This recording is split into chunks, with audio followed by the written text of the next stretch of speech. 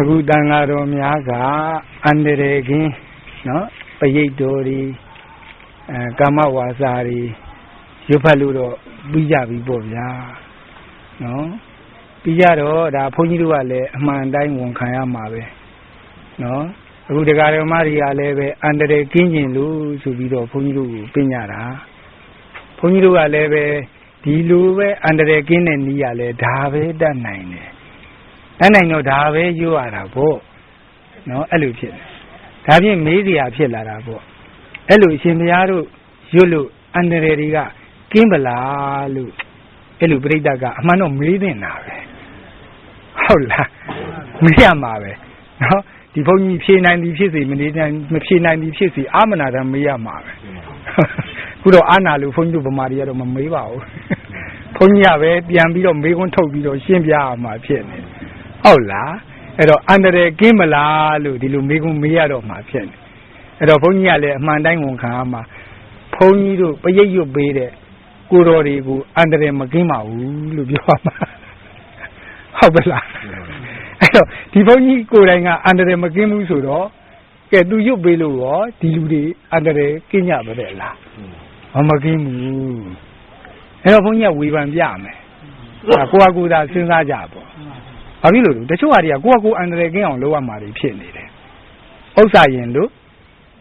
ဥစ္စာရင်ကဲဟုတ်လားဘုန်းကြီးတွေကဘာတတ်နိုင်မှာတော့မတတ်နိုင်ဘူးအဲ့တော့ဘုန်းကြီးတို့အန္တရာယ်ကိုအမျိုးအစားအဖြစ်ခွဲခြားကြည့်မယ်ဆိုရင်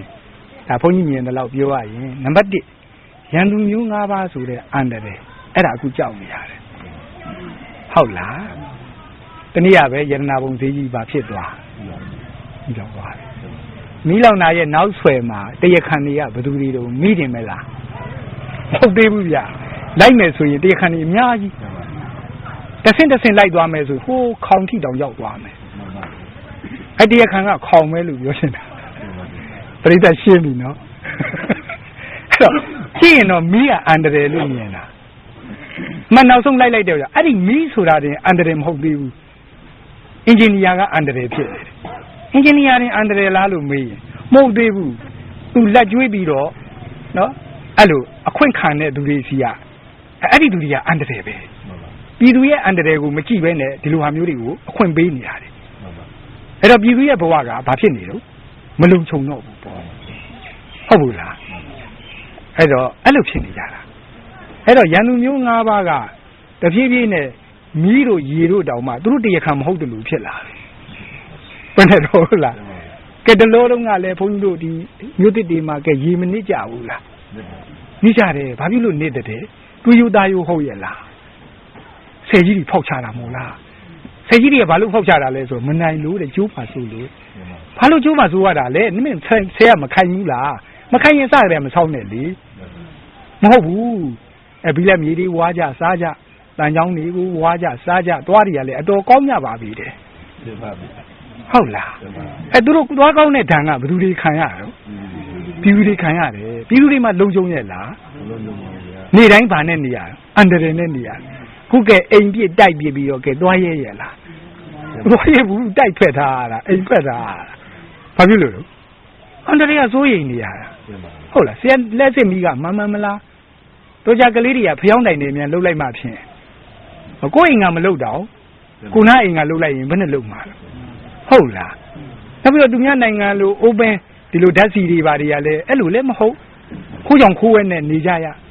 ပိန်ဆေးကြရအဲ့ဒါတွေကမိတွေလောင်းကုန်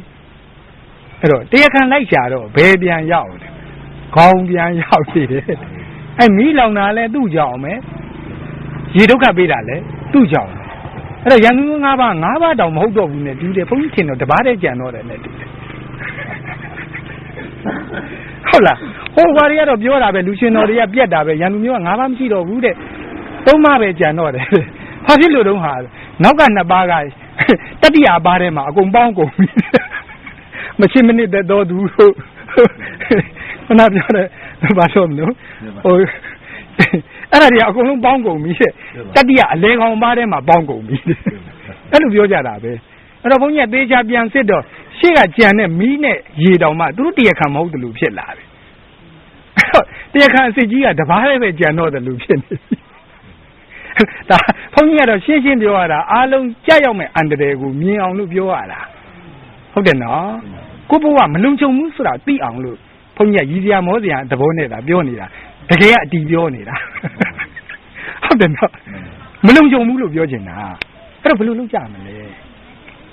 ဘယ်လိုကြမလဲဆိုတော့ဒါ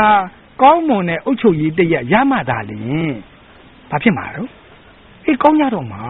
အဲ့ဒါလူတွေဖြစ်နေတာအဲ့တော့အန္တရာယ်ပဲရလာတယ်လေလို့မေးရင်ရန်သူမျိုး၅ပါးလာတယ်အဲ့ရန်သူမျိုး၅ပါးကိုအကျဉ်းယုံလိုက်ရင်ရန်သူမျိုး၃ပါးတဲ့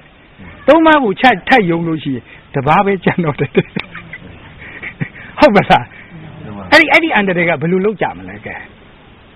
နော်ဘယ်လိုလုပ်ကြမလဲဆိုတော့အခုဒါအကွက်တစ်ခုကတော့ရောက်နေပြီနော်အမှန်ကသူများနိုင်ငံတွေမှာဆိုလို့ရှိရင်ပြည်သူကအုပ်ချုပ်တာမင်းမရှိဘူးရှင်းတယ်နော်တခြားနိုင်ငံကမင်းမရှိဘူးသမတပဲရှိတာသမတဆိုတာပြည်သူကသမုတ်ထားတာအခွင့်လွှဲအပ်ထားတာမင်းမဟုတ်ဘူးဘယ်နဲ့တော့ရှင်းတယ်နော်ဘုရားလက်ထက်တုန်းကဒီမိုကရေစီစနစ်တွေမရှိဘူးလေမရှိတဲ့အခါကျတော့များသောအားဖြင့်လက်နဲ့အာကိုးနဲ့မင်းလုပ်နေကြတာဟုတ်လားလက်နဲ့အာကိုးနဲ့ဘယ်လက်ထက်တုန်းကတော့ဘုရားလက်ထက်တုန်းကအခုလက်ထက်လက်နဲ့အာကိုးနဲ့မင်းလုပ်ရတယ်လို့ထုံးစံမရှိတော့ဘူးမင်းလည်းမရှိတော့ဘူးဒါကြောင့်လက်နဲ့အာကိုးနဲ့မင်းလုပ်တာမို့လို့သူထင်တိုင်းကျဲတာပဲကိုပစ္စည်းလည်းသိမ့်ရင်သိမ့်သွားတာပဲကိုသားသမီးလည်းမှောင်ကိုမှုနဲ့ဆိုပြီးဆွဲရင်ဆွဲသွားတာပဲဘယ်ရောက်လို့ဘယ်ပြောင်းမှန်းလည်းမသိတခါလေခေါ်တွေ့လို့မေးချင်လို့ပါစစ်ချင်လို့ပါလို့ဆိုပြီးတော့ခေါ်သွားတယ်ပြီးတော့ဘယ်ရောက်လို့ရောက်မှန်းလည်းမသိဘူးဘယ်လိုက်လို့လဲရမှန်းလည်းမသိဘူးအားလုံးလည်းကြားနေတာမဟုတ်လားအဲ့တော့တတိလုံးမှာလုံခြုံမှုမရှိကြတော့ဟုတ်လားမင်းဆိုတဲ့ရန်သူကြောင့်ဒီမင်းဆိုတဲ့စနစ်ကအရင်တော့ပဲရှိတာအခုခေတ်မှာဆိုရင်မင်းကမရှိတဲ့မရှိလိုက်လာရှိလည်းပဲစီးမြင်ကမဲရှိတယ်အဲ့လိုဖြစ်နေအခုတော့မဟုတ်ဘူးဗျာမင်းစနစ်ဆန်းနေတယ်အဲ့မင်းဆိုတာတွေကသူတို့ကလက်နဲ့အာကိုးနဲ့မင်းလောက်ကြတာဟုတ်လားဒီခေတ်ကလက်နဲ့အာကိုးနဲ့မင်းလောက်လို့မရတော့ဘူးပြည်သူရဲ့ဆန္ဒနဲ့သာလျှင်တရားဝင်တယ်ဒီတမတဖြစ်ရတယ်ဒီလိုဖြစ်နေတာအဲ့တော့သူများနိုင်ငံတွေကြတော့ပြည်သူရဲ့ဆန္ဒသာလျှင်အဓိကဖြစ်နေတယ်ဖြစ်နေတဲ့အခါကျတော့ people power လို့ခေါ်တယ်ပြည်သူရဲ့ power ကကြီးတယ်လို့ပြောချင်တယ်ဟုတ်ပါလားပြည်သူရဲ့ power ကကြီးတယ်ပြည်သူမကြိုက်ဘူးဆိုရင်ဆင်းဆိုဆင်းရတာပြည်သူတက်ဆိုရင်တက်ရတာအဲ့တိုင်းဆောင်ရွက်ရတာဟုတ်ပါလားအဲ့လိုတွေဖြစ်ခဲ့တာဆိုတော့သူများနိုင်ငံတွေကတော့မင်းမရှိတော့ဘူးကျတို့နိုင်ငံကအခုတည်းရှိနေတော့ထင်တယ်လို့ကျဲနေတာတွေရှိနေတယ်ဥပဒေမရှိတော့ဘူးအာဏာပဲရှိတယ်ဒါကြောင့်တရားဥပဒေတောင်မပြောတော့ဘူးတဖြည်းဖြည်းနဲ့ဥပဒေပဲဖြတ်သုံးတော့တယ်သူတရားမှမတရားပဲတဲ့ကိုအဲ့တော့တရားဥပဒေလို့မသုံးရဲတော့ဘူးဥပဒေပဲအခုတော့ဘယ်လိုလက်တလုံးကြားလှိမ့်နေတုံးဆိုတော့တီစဲဥပဒေအရာဒါတီစဲမှလည်းမသိဘူးဘယ်လိုတီမှလည်းမသိဘူးနော်တရားဝင်အောင်ဘယ်သူက legally လုပ်ပေးလို့တော့သူတို့ဘယ်သူကခန့်လို့တော့ဒါလည်းမပြောပြနိုင်အဲ့တော့တီစဲဥပဒေအရာတဲ့